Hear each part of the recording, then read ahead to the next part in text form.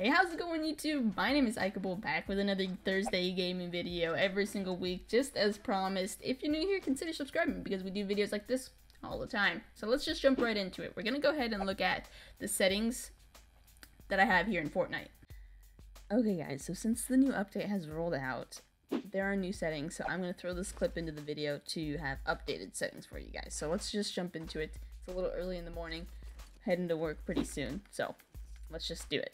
To begin with, we have 6 and 6 X and Y sensitivity, 0.55 ADS, 0.65 scope sensitivity, and to me, these settings feel perfect. I think they feel how a first person or any shooter should really feel. So those are the settings I'm comfortable with. I suggest that maybe you guys give this a try if you're kind of unsure. I haven't really been sure about my sensitivity in this game until the new update. After 60 frames hit, I feel like I'm a much better player. I can aim better. I feel like people who play against me are much better players. I can feel that definitely. So after the update, I feel much more comfortable playing the game and much more comfortable understanding what my sensitivity is, if that makes sense. Moving on, 60 frames per second is definitely on. It says prioritizes smooth gameplay over visual quality. I don't really see a difference in visual quality, to be honest with you. Maybe if you really analyze the game and the items in the game, but I don't see it. Turn 60 frames on. It's a must. We got the lowest ping region, of course. I don't play inverted. Sprint cancels reload. I don't know if I want that on or off. Usually it's a good thing to have on because in games like Call of Duty, games that we're used to, sprinting does cancel reloads. However, in this game, sometimes it fucks me up, so I don't know. I don't really know if I prefer it on or off, so I have tap to search, which makes looting a little bit easier, I guess.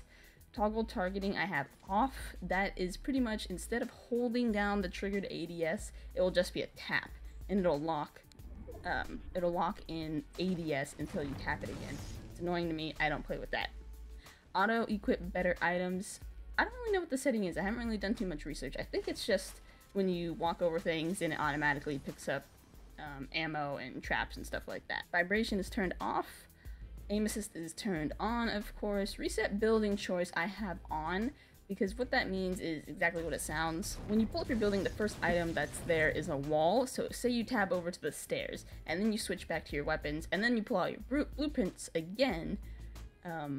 Resetting it is going to reset it to the first piece, which is a wall. If you turn this setting off, that means when you switch back to your building, it will be on whatever piece you left off with. I have this on because the first piece I usually want to pull out is a wall anyways, so reset build choice automatically pulls out the wall. It can be good and bad to have this on or off. It just is a preference to you. Turbo building is the next one. This, I think it lets you hold down the trigger, right, to build. You don't have to click it each time. I have it on, but I don't really know if I'm in the habit of using it. I am pretty stuck in my ways of clicking it every time.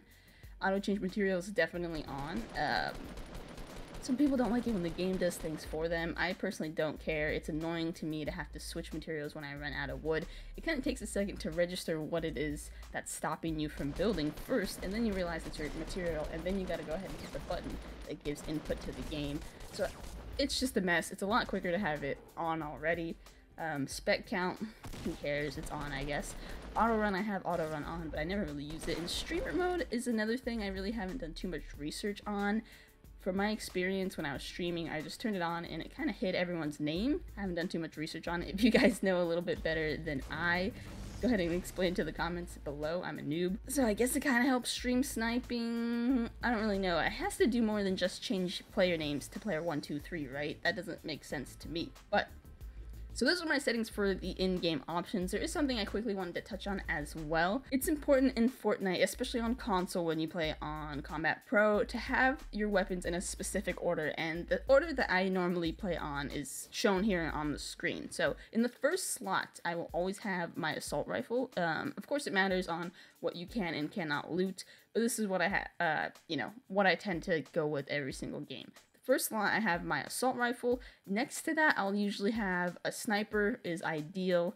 An RPG, if it's there, I'll drop my sniper for the RPG. And if I can't find either of those, I'll usually have a suppressed pistol there. Just kind of depends. Next to that, I'll usually have 2 slots of aid, which will either be like mini potions and maybe full med kits So that'll take up the next 2 slots. And at the very end, the very last slot is where I'll put my shotgun. Now, if you take notice, you'll see that I have a gun on each side of my assault rifle. Because the assault rifle is the gun you're going to be having out most of the time, it's very easy for me to tab left to my shotgun or tab right to my sniper, RPG, suppressed pistol, one of those, whatever it is, whatever other weapon I have there. That just makes it easier to tab over to things. The bandages and aid are the hardest things to get to because in a gunfight, you really want to be able to switch to your weapons very, very quickly. It doesn't really make much sense to be able to switch to your aid very, very quickly, because if you're healing, you should be in a safe spot anyways. That is going to wrap it up for the new settings part of the video. Go ahead and keep watching for the rest of the settings information. But we do play on Combat Pro, which is definitely exactly how it sounds. Combat Pro, like, you can't not play on it. It's the default button layout now. It makes switching between weapons a lot easier. The controls make a lot more sense.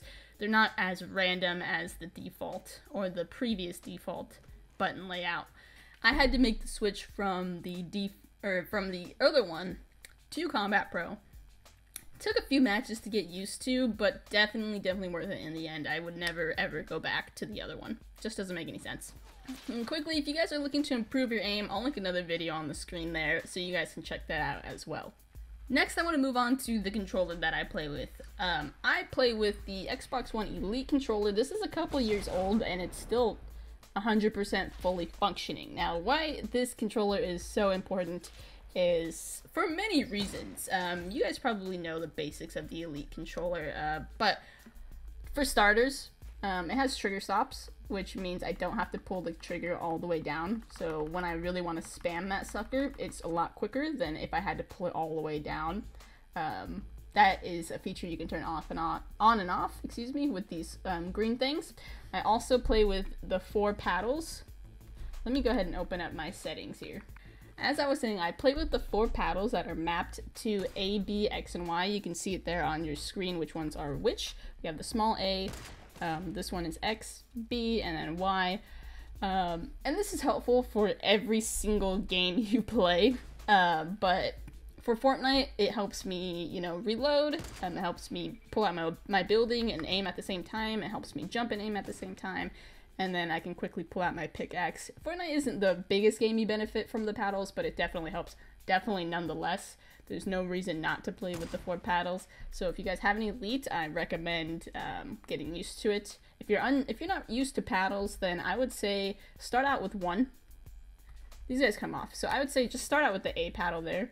Maybe the A and B paddle, the top 2 paddles here. Start out with those guys, and then work your way up and add X, and then add Y, and then soon enough you'll be fully comfortable with it. So the Elite has trigger stops, it's got convenient paddles, and the last thing is one of the settings that the controller has. Now if you look at my sticks, my analog sticks, you can see on the screen there that I have them a little bit modified. So let's go ahead and go into the edit mode.